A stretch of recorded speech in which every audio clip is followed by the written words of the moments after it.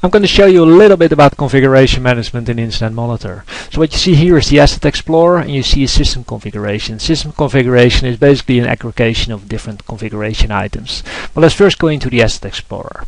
The Asset Explorer basically shows you an overview of all the configuration items we have configured in the system. In this case, you see a couple of different assets.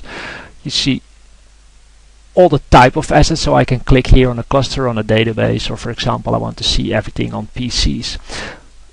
When I go here, I see basically the details of a configuration item itself. So most of the issues are logged against, for example, monitor 247 dev, so there are 10 issues logged against them. If I want to have a look into that, I can open that. Brings me to the details of this configuration item. It shows me a lot of information, like processor information, applications installed. But also important, what I think is most important probably, is all the requests which are linked to this configuration item. See some changes, some incidents. Let me see a problem. Relationships, so the topology of this configuration item. So this server, where is this server in your network? Talking about this server, about this server, which is linked to SQL Server cluster, database, and everything. I can have attachments against this configuration item as well. If I want to see all the servers in the organization, for example, I just click here, double click this, opens the list of all the servers. You see here MDev, this is one we were just talking about. I can go to the same view. Do a remote control directly from here. I do an asset search. I can move the ownership of this configuration item. I can actually see who owns this. See a lot of information basically directly on this screen. Server stacks. See this is owned by monitor 24/7. See a lot of servers which are unallocated as well, which are probably some are in stock. I can filter here on asset type, on all kind of columns I show here as well. So now let's go to a different view, which is the system configuration. The system configuration helps me to put together a release of, in this case, IncidentMonitor, which is our software. In order to run our software, we need to have hardware.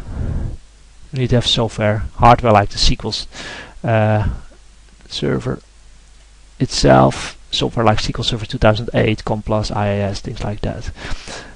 I can have a look at the topology of this aggregated configuration items. All the information is available, so this gives you all the information you need. I can make that larger, of course.